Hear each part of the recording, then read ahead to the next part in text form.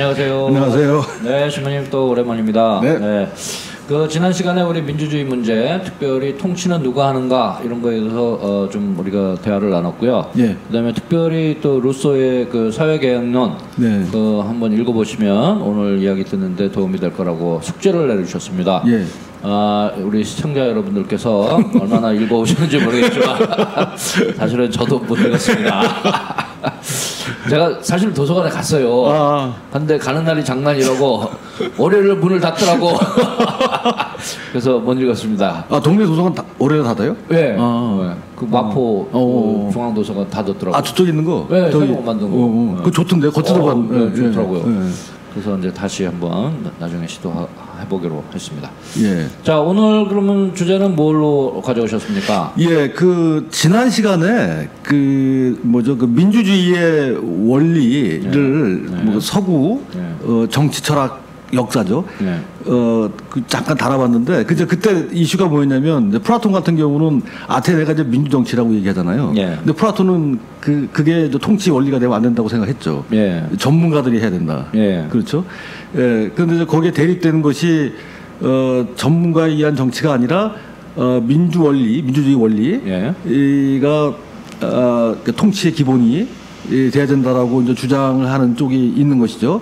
그래서 지금 이 이야기는 민주주의 통치를 어떻게 정당화하는가, 어떤 방법으로 그거에 대해서 얘기를 하고 있었어요. 근데 그때 이제 정당화하는 방법 중에 크게 두 가지가 있다. 하나는 투표를 하는 것이고요. 그렇죠.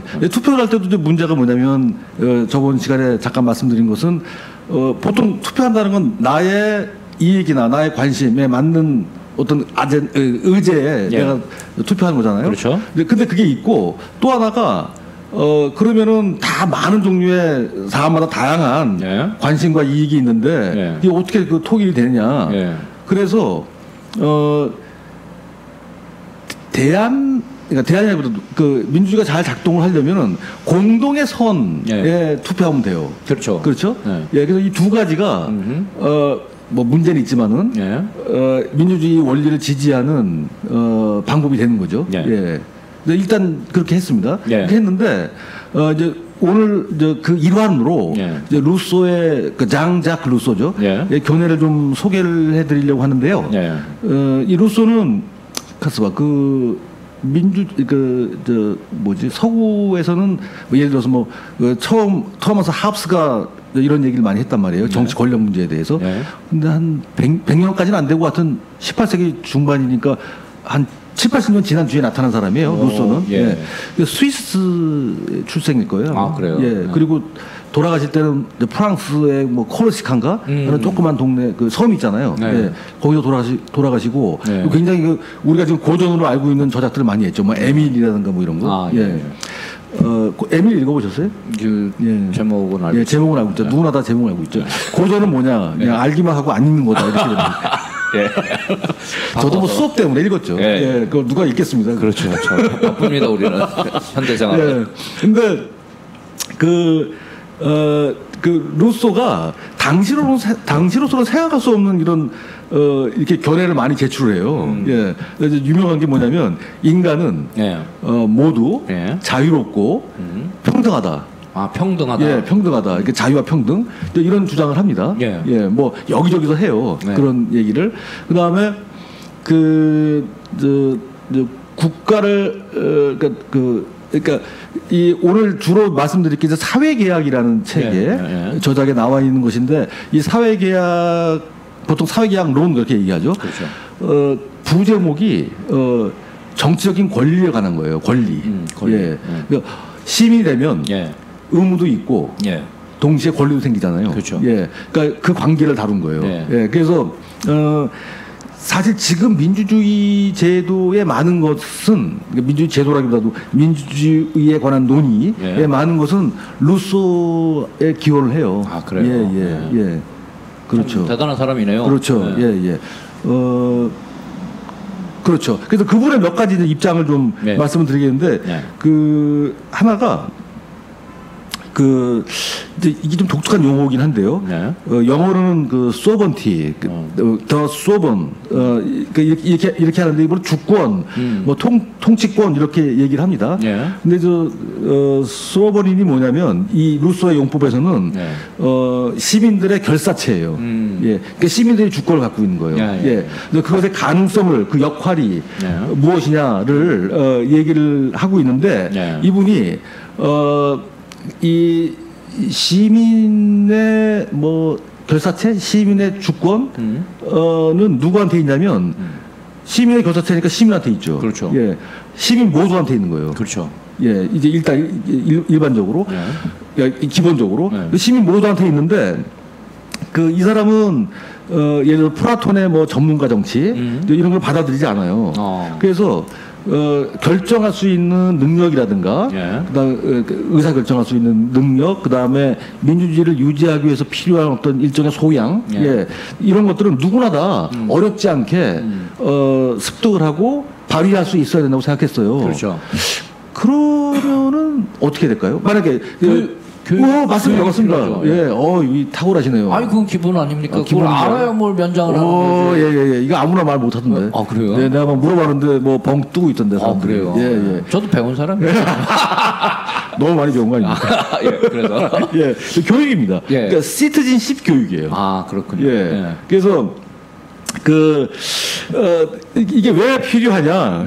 시민 교육이 이 정치와 관련돼서.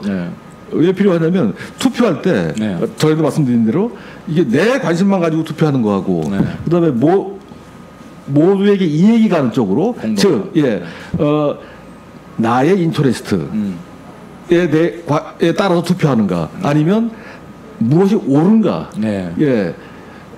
에 따라서 투표하는가가 굉장히 많이 차이가 있죠. 그렇죠. 그래서 만약에 투표할 때 이런 게 있죠.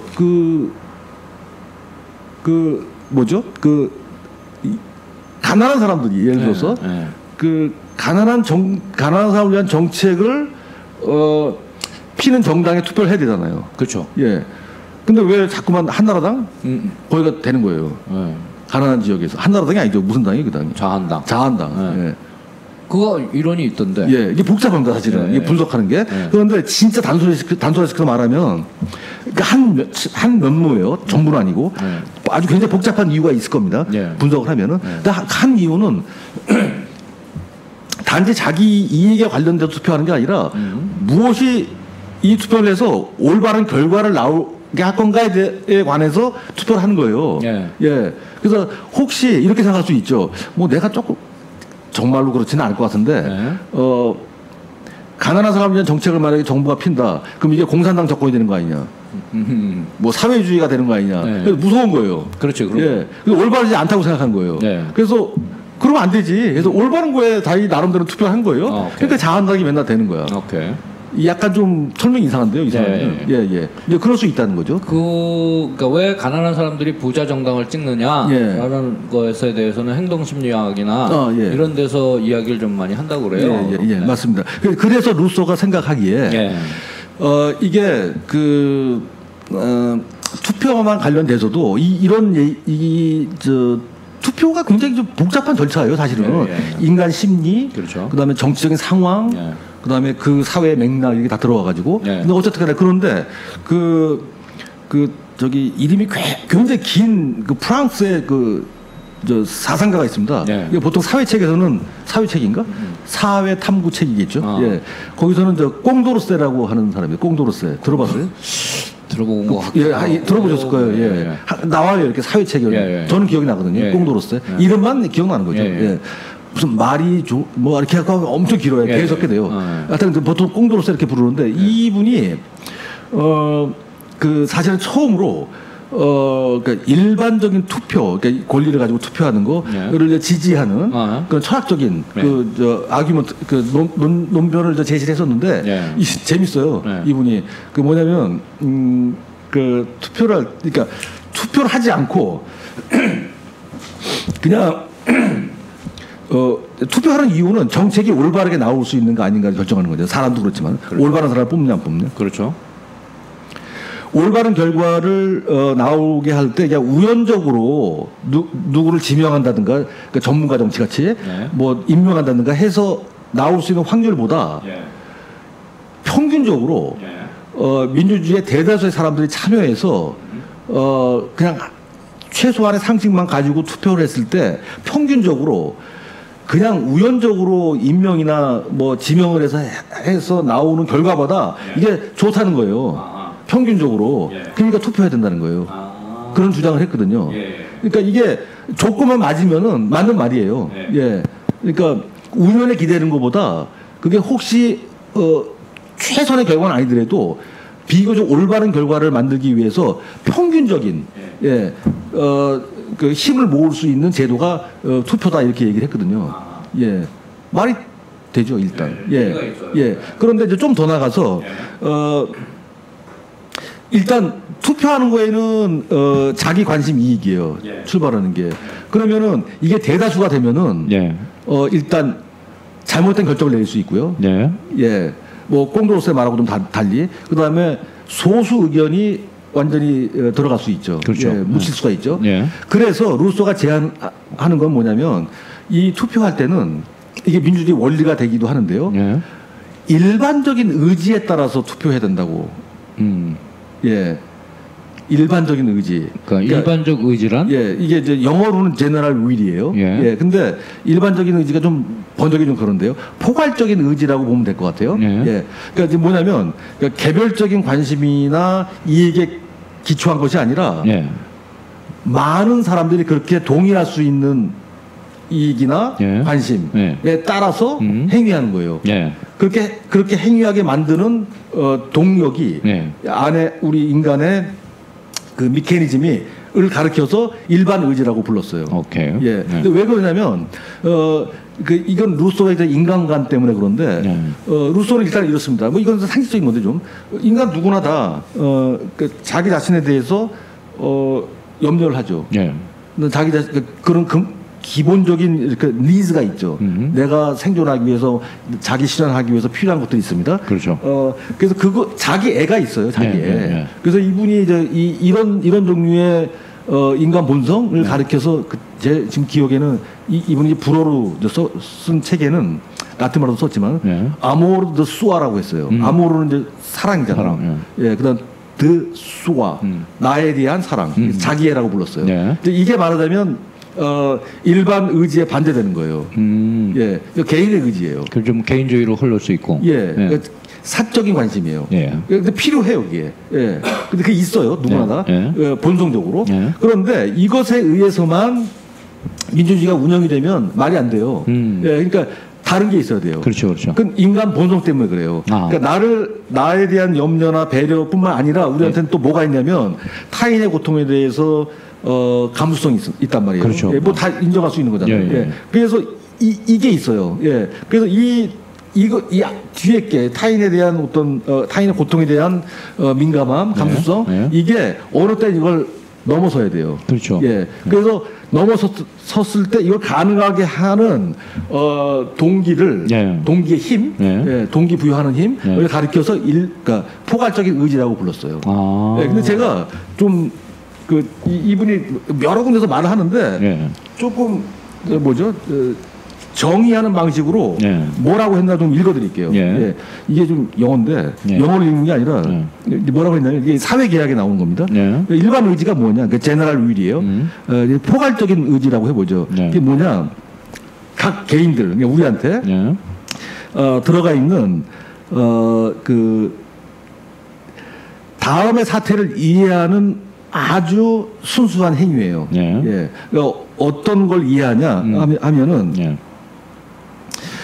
여기서 이 사람이 욕망의 위험을 알고 있거든요. 예. 그래서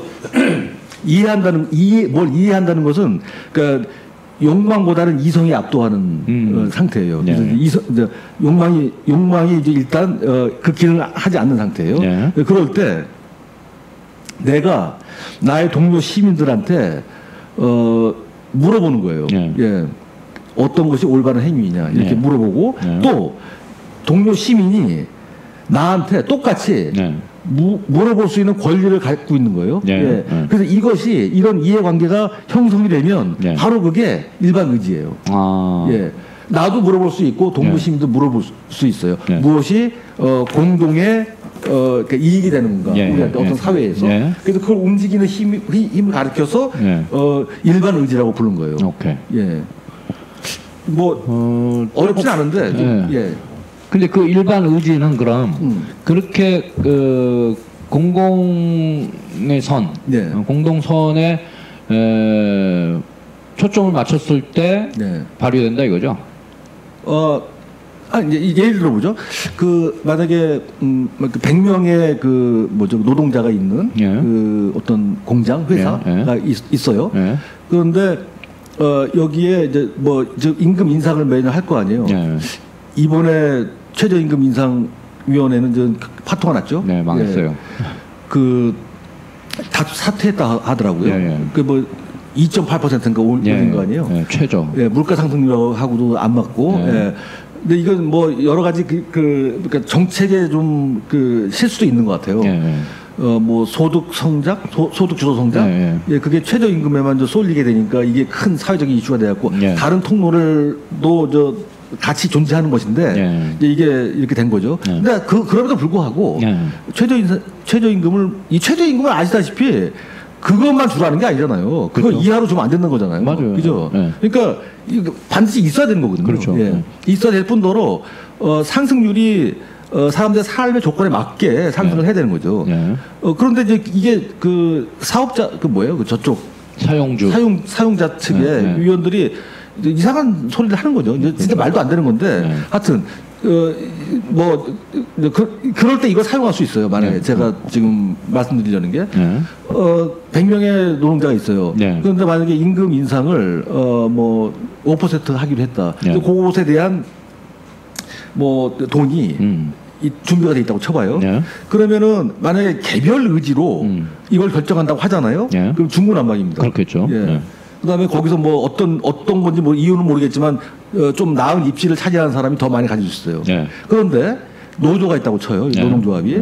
그럼 이 노동조합은 이 노동조합도 어용이 있잖아요. 어용 말고 민주노조 노동조합이죠. 여기서는 일반 의지에 따라서 이 임금을 배분할 수 있어요. 정책을. 그래서 뭐 1억이 들어와 있다 지금 임금 인상분에. 그럼 100명 1000명 하여튼 100명에 해당하는 사람들의 이게 똑같이 이 임금 인상을 할 수 있는 정책을 노동조합이 제안하면 되죠. 그렇죠. 그렇죠. 그러면 이때 노동조합이 결정하는 그 기준은 뭐냐면 일반 의지에 따라서 하는 거예요. 오케이, 알겠습니다. 그러니까 일반 의지란 개인적인 욕망에 따라 움직이는 의지가 아니고, 그렇죠. 어떤 공평타당한, 어떤 정의로운 어떤 의지가 포함되어 있다. 뭐 이렇게 이해를 하면 되겠네요. 그러니까 개인의 관심, 욕망 우위에 두는 우리의 결정 능력이에요. 일반 의지가. 이게 필요한데 이게 아까 했듯이 그 시민성의 기초예요. 그렇죠. 그러니까 시민이 되려면 이렇게 해야 돼요. 그런데 누구나 다 그렇게 해야 되거든요. 그러니까 교육이 필요한 거예요. 그렇죠. 시민 교육이. 맞습니다. 뭐 좀 어렵긴 한데 시민교육은 어떻게 해야 되냐 그러면 그렇죠. 이거는 이제 그 각 시대마다 그 환경마다 생각을 해봐야 되는 거예요. 그렇죠. 이게 어떻게 해야 되는가. 그런데 루소가 생각하기에 시민이라는 거는 이게 이제 예를 들어 가지고 우리가 시민이라는 것을 확인할 때 스스로 어떤 경우에 확인을 하죠. 근데 우리가 시민이다. 주민등록증을 따야지. 검문에 걸려서? 나 시민이야. 그렇죠. 그것도 이제 조국적인 의미의 이제 시민, 임을 확인하는 그런 거죠. 그런데 루소에 따르면은 이게 그 아주 능동적으로 공공의 서비스에 참여할 때 시민이에요. 좀 기준이 높습니다. 걸렸을 때 이거 내는 것보다. 그게 어렵습니다, 사실은. 어렵죠. 그 인싸가 돼야 돼요, 요즘 말로. 인사이더. 인사이더. 맞습니다. 아웃사이더가 되면 안 돼요. 맞습니다. 그래서 여기서 약간 모순이 생겨요, 사실은. 그것 때문에. 아주 능동적으로 공공 서비스에 참여해야 되니까 만약에 이것이 이런 사람들이 시민이고 예. 그럼 이런 시민들이 포괄적인 의지, 일반 의지에 따라서 자기의 권리를 주장을 하고 의무를 했을 때는 정말로 그렇다면 어떤 일이 생길까요? 아주 사회가 멋지게 잘 돌아갈 그렇죠. 것 같습니다. 굉장히 이상적이죠. 예, 예. 그래서 지금 이제 그 철학적인 표현일지 모르겠지만 그 루소가 이야기한 것. 근데 거기서 조금 더 우리가 쉽게 알아들을 수 있는 표현을 누군가 했어요. 그걸 뭐라 그러냐? 그냥 교육받고 적극적인 참여를 하는 그 시민 플러스 그걸 뭐라 그러냐면 이제 깨어 있는 시민이라고 그래요. 깨어 있는 시민. 깨어 있어야만 거기에 참여한다는 거죠. 그러니까 단순히 교육만 받아서는 안 돼. 교육받고 알긴 아는데 야 뭐 저게 되겠어? 하고 그냥 가만히 있으면 안 된다. 그래서 깨어 있는 시민이어야 되고 거기 플러스 깨어 있는 시민의 조직된 힘이 필요하다. 이 표현이 아주 중요한 겁니다. 조직된 힘. 아니요, 그 나왔어요. 누가 얘기했지? 그 유명한 말이에요. 의식이 있어야 되고 그다음 연대해야 된다. 그렇죠. 조직해야 된다. 그것이 이 사회를 올바른 방향으로 이끌어준다. 맞습니다. 그래서 이제 문제인데 이게 아마 루소도 비슷한 생각한 것 같아요. 그러니까 능동적으로 아주 활발하게 공사를 해야 되고 그다음에 일반 의지를 가지고 있어야 되고 그래서 이게 만약 시민이라면은 이거 굉장히 힘듭니다. 힘들어요. 그래서 이제 루소가 뭐라고 하냐면은 이게 약간 모순점인데 그 민주주의는 사실은 인간 영역에서는 구현이 안 된다고 생각을 했어요. 신들의 세계에서 구현된다. 그러네. 그러면서 계속 주장을 해요. 이렇게 모순되는 게 있는데 있기는 그런데 즉 시민적인 책임을 져야 되잖아요. 그렇죠. 그럼 책임은 이제 부담이에요. 그러면 이 부담은 아무나 못 져요. 그러니까요. 그래서 예를 들어서 충분히 잘 생계가 유지가 될 때만이 이거 할 수 있어요. 그렇죠. 그러니까 만약에 막 먹고 사는 놈이 힘들잖아요. 그러면은 안 됩니다. 참여가. 맞습니다. 그 독재자들이 그럴 수가 있어요. 그렇죠. 쉽사리 경제 개발 안 해요.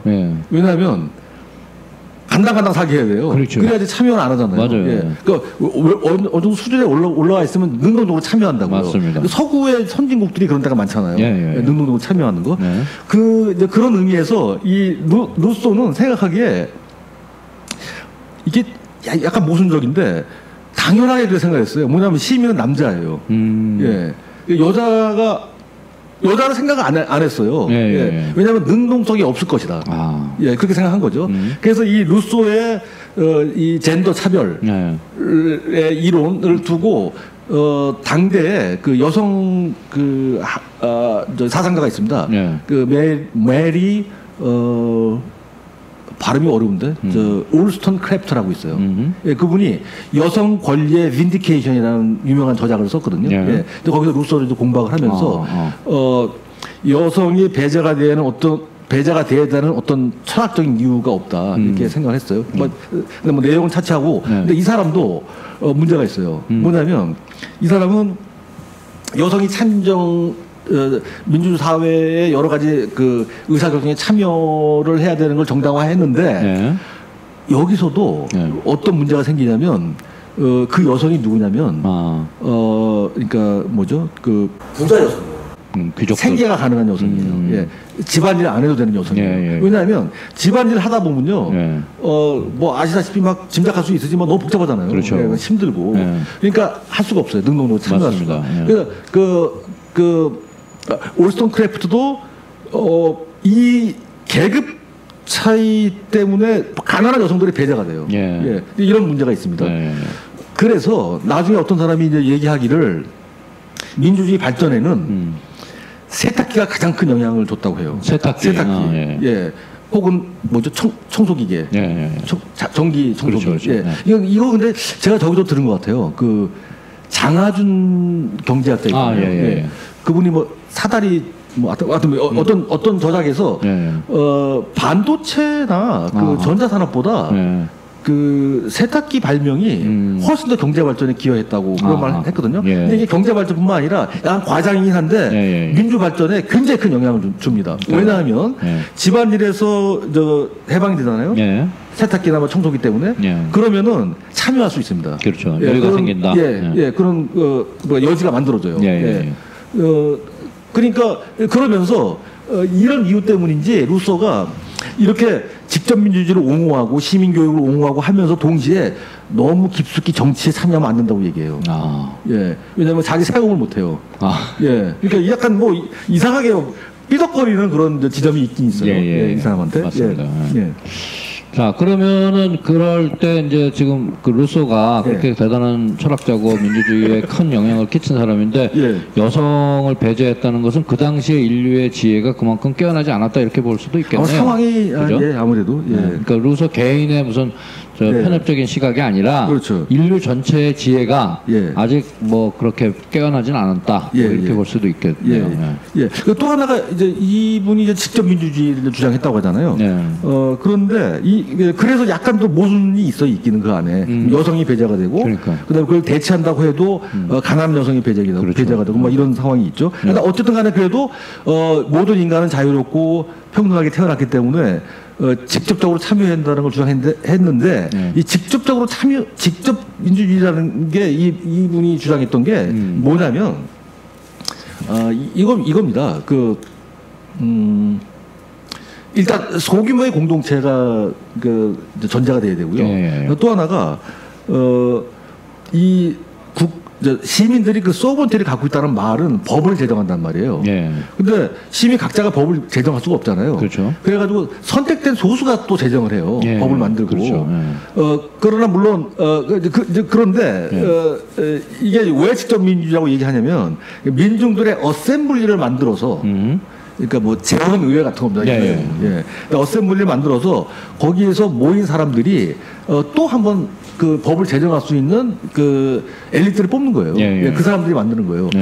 대신에 통치자들, 즉 정부의 룰러죠. 통치자들은 법을 제정 못하게 돼 있어요.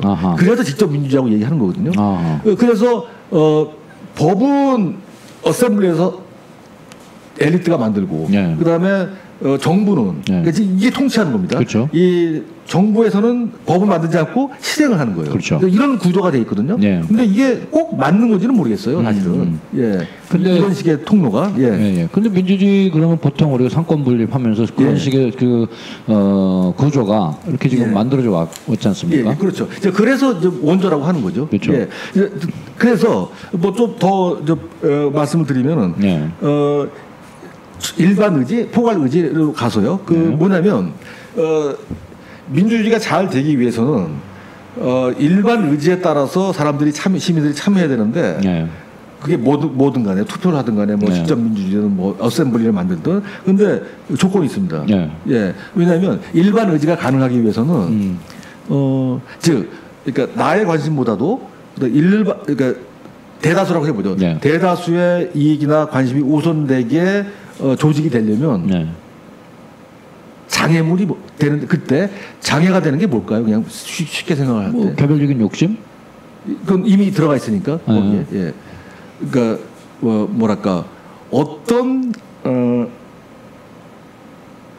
입장에 서면은 이걸 선택하라겠죠. 또 어떤 입장에 서면 이걸 선택하고. 근데 그 루소가 생각하기에 이게 계급 때문에 그렇게 생긴다고 생각해요. 계급. 만약에 자본가 계급이다. 자본가 계급의 이익에 맞게 아마 이걸 구성을 할 거고, 그다음에 뭐 또 무슨 권력 가지면 권력에 맞게. 그러니까 최저임금 인상위원회도 비슷한 겁니다. 그러니까 그래서 루소가 생각하기에 이 일반 의지가 가능하려면 진짜 이상적인데요. 계급이 없어야 돼요. 이게 말이 됩니까, 근데? 힘들죠. 그래서 보충할 게 필요합니다, 사실은. 더 논의가 필요하고. 그러니까 이 사람은 진짜 그렇게 생각했어요. 계급이 없어야지, 계급에 따른 편향, 그다음에 그다음에 편견, 이거 없앨 수 있다고 생각했어요. 굉장히 급진적인 사람이죠. 근데 그 계급을 없애기 위한 방법 이런 거는 저술을 안 하셨나? 했긴 했는데 그 말씀 좀 나중에 드릴게요. 근데 이제 비판은 이제 이것 때문에 비판이 가능한데 네. 도대체 일반 의지가 그게 소용이 있는 거냐? 그게 뭐냐도 정확히 네. 계급까지 없애고 얘기를 하면은 네. 하여튼 이제 그런 이제 일단 문제가 있다는 걸 말씀드리고요. 네. 그 다음에 그 의사결정을 하잖아요. 네. 예, 민주적인 의사결정. 네. 그거 할 때도 이게 자주 실패하는데 의사결정할 때 뜻을 모을 수가 없으니까 네. 이게 개인이 그러니까 어떤 입장을 잘 지지를 못해서 그런 게 아니라 네. 정보가 없어서 그렇다고 생각했어요. 정보. 예, 그렇죠. 예. 예. 잘 그러니까 잘 훈련이 안 되고 예. 그다음에 개방이 안 되는 거예요, 정보가. 맞습니다. 예. 그래서 이것이 갖춰져야 돼요, 정보가. 그렇죠. 그래야지 올바르게 의사결정을 할 수 있거든요. 맞습니다. 근데 그게 안 돼 있으면은 안 되는 거예요. 맞아요. 이 정보와 관련돼서 그러니까 특히 이제 요새 더 문제가 되죠. 예. 이 정보가. 뭐 가짜 뉴스도 많고. 예, 예. 그리고 또 하나가요. 진짜 고급 정보가 있습니다. 네. 소수만 알 수 있는. 찌라시. 그렇죠. 네. 증권회사 안 가면 네. 안 되는. 네. 그것도 있고 좀 구체적인 예 하나가 예. 저희 지금 상황에서 예.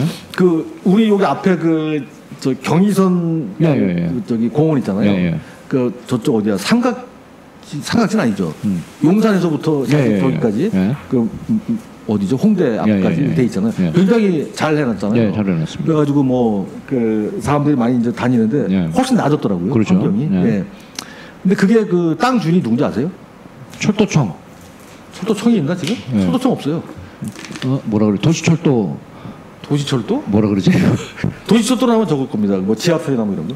아, 뭐라 그러잖아, 하여튼. 옛날에 철도청이죠. 근데 이게 저기 뭐 KTX 그걸로 바뀌었잖아요. 그렇죠, 그렇죠. 예, 그래서 없어졌어요 철도청. 예, 예. 후신. 인간으로 다 위탁했는데 예, 예. 뭐가 남아 있냐면 네.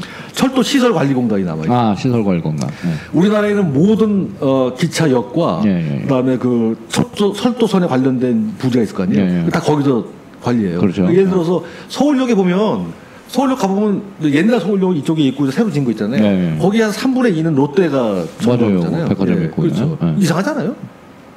그 민자를 들여서 그렇게 한 지었다 거죠. 해서 특혜를 주는 거죠. 예, 예. 그런데 그 요새 뭐 일본이 문제가 되긴 하는데 이제 일본이 그 철도가 그렇게 발달했잖아요. 맞습니다. 옛날부터.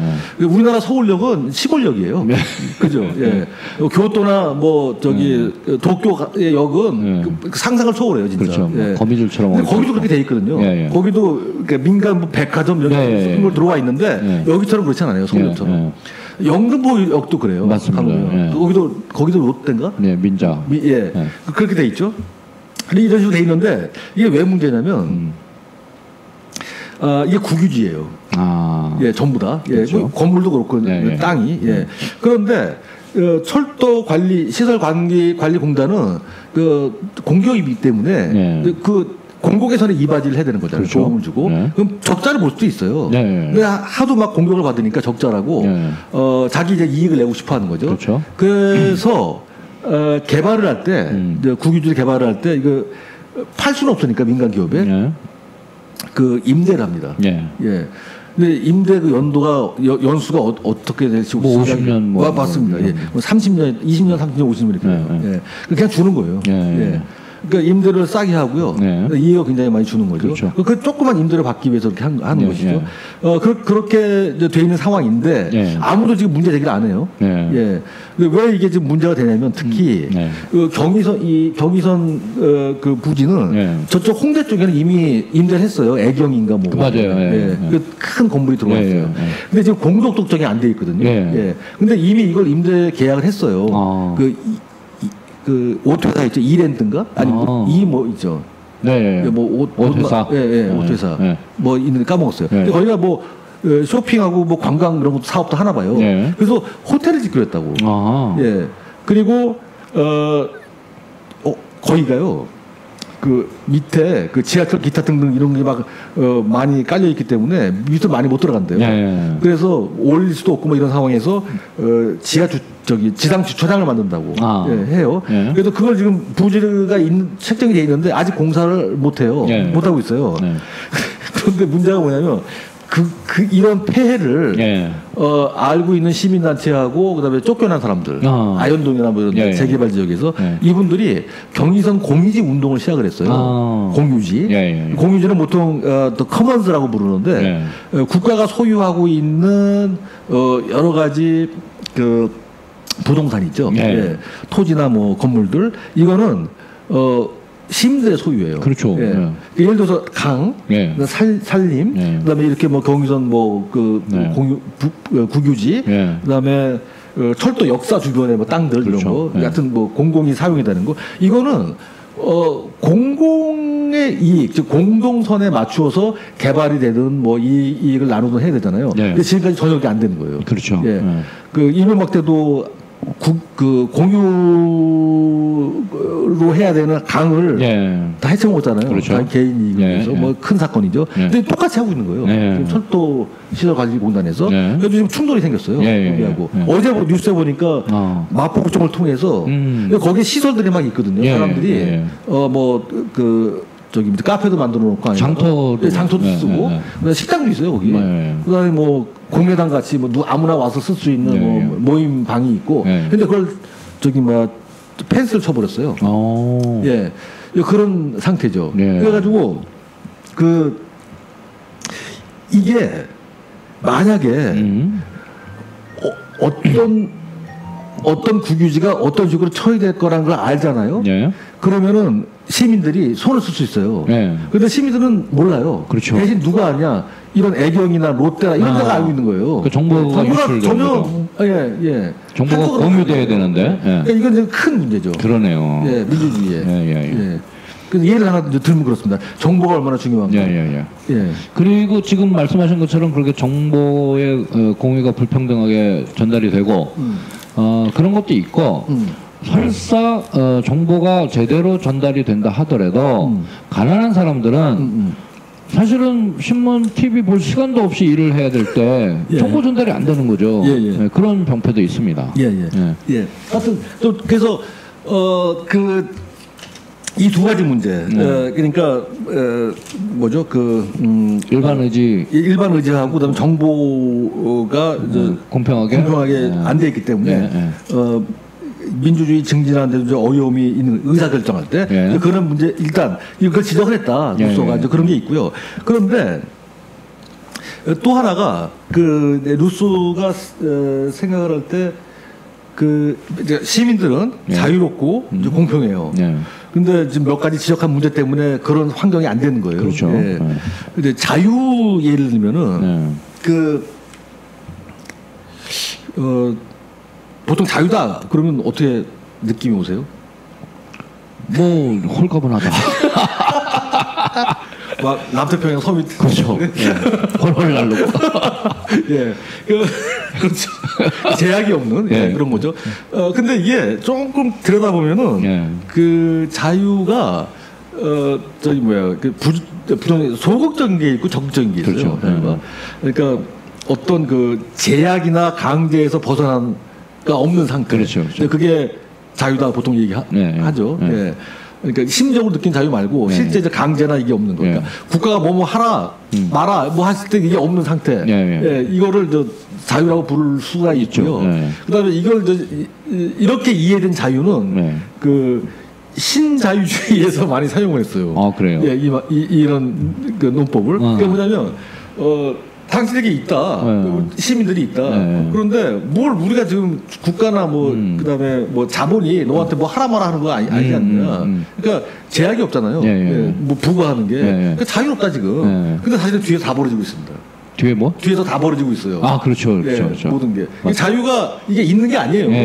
그러니까 내가 제약이 없다고 해가지고 그렇죠. 소극적인 자유라고 불러요. 그러니까. 자유는 사실 적극적이에요. 적극적이어야 한다.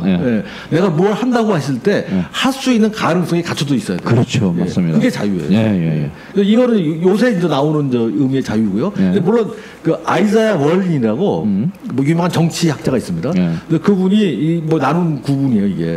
뭐 소극적인 자유, 적극적인 자유. 물론 이분이 꼭 구분만 한 건 아니지만 그런데. 이게 루소도 그렇게 생각했어요. 그러니까 제약이 없다고 해서 자유가 아니라 내가 공공의 이익에 맞춰서 뭘 결정할 때 내가 자유로운 거예요. 그렇죠. 그렇죠. 그러니까 그러면 누가 그렇게 하겠느냐? 어떤 시민이 그렇게 하겠느냐? 그러니까 시민 교육이 필요한 거예요. 그렇죠. 그 만약에 시민 교육을 해도 안 되면 어떡하냐? 여기서 루소의 약간 파시즘이 나와요. 그렇게 하게 해야 돼요. 그래서 그럴 때만에 자유로워요. 그래서 이 사람이 쓴 말 중에 하나가 이 사람이 자유롭게 되기 위해서 강제해야 된다고. 공동선에 따르도록. 그러니까 일반 의지에 따르도록 이 사람이 자유롭게 되기 위해서 강제해야 된다. 어쩔 수 없이. 예, 근데 이게 자유예요? 무슨 점이 있지만 그러나 그럼에도 불구하고 그런 이상적인 사회를 가기 위해서는 그 모든 사람들이 그렇게 교육을 받고 일반 의지, 포괄 의지를 가질 수 있어야 된다라는 그런 당위성 때문에 그런 말씀을 하셨겠죠. 그렇죠. 그래서 이게 이제 비난을 받는 것 중에 하나죠. 그래서 저도 그런 생각이 있습니다. 이런 걸 하는 거죠. 자유한국당에 들어가려면 민주시민교육을 반드시 1년간 이수를 해야 된다. 법으로 만들어야 돼. 아니 어쨌든 저도 지금 이 생각하는데 왜냐면 이게 시민 교육 때문에 나온 얘기인데 왜냐하면 이게 가능해요 루소한테는 자유롭게 되기 위해서 강제해야 된다는 게 왜냐하면 이게 이미 이 사회는 그렇게 해야 되는 사회는 이렇게 어떤 결합력이 있어요. 종교든 뭐 문화든 이렇게 뭐 어떤 뭐든 간에 무슨 이념이든 간에 그래서 약간 토대가 마련돼 있어요. 굉장히 그러니까 중구난방이 아니에요. 이미 이 사람이 생각하는 게 어떤 그 본드가 있어요. 결합력이. 근데 이게 있어야 돼요, 사실은. 그렇죠. 그 한에서만 가능해요. 그래서 그 한에서 뭘 해야 되냐면 국가, 정부가 일종의 센서십을 발휘할 수 있어요. 그러니까 강제력이죠. 만약에 쓰레기 비닐을 막 1톤씩 공장에서 써가지고 뭐 어떤 회사가 뭐 저기 신촌 사거리에 버려버린다. 이러면 안 되잖아요. 안 되죠. 그러니까 강제해야 돼요. 그럴 때는 그게 필요하고. 그리고 또 하나가 이게 시민 종교 같은 게 필요해요, 이 사람한테는. 시민 종교라는 게 뭐냐면, 사실 이 사람이 시민 교육을 할 때 필요한 것 중에 하나가 그 종교를 가져야 된다는 게 있거든요. 왜냐하면 그게 의무에 대한 감수성을 키워준대요. 뭘 해야 된다. 그 다음에 종교가 있을 필요가 있고 그 종교는 근데 다양해야 돼요. 하나만 있으면 안 돼요. 왜 그러냐? 관용의 정신을 길러줘야 된다고. 듀티, 그다음에 관용. 그다음에 이게 합쳐지면 시민 종교가 있어야 되는데 이거 시민 종교는 종교가 아니고요. 그러니까 시민 이념이에요. 이념. 여기서 뭘 해야 되느냐? 그러니까 어떤 종류의 그러니까 타인과의 관계에서 행위를 할 때 올바로 행위할 수 있는 감수성을 여기서 키워주는 거예요. 그렇죠. 이 단계를 거쳐서 시민교육이 이루어진다고 생각했어요. 맞습니다. 약간 독재예요. 그러네요. 그런데 그 포괄 의지, 일반 의지를 이제 함유하도록 하기 위해서는 반드시 교육이 필요하다. 근데 그 교육을 지금 이제 뭐 거부할 수도 있는 거 아니에요? 그죠? 자유국가니까. 그래서 요즘에도 이제 무슨 예를 들어서 초등학교 뭐 중등교육까지 우리 의무잖아요.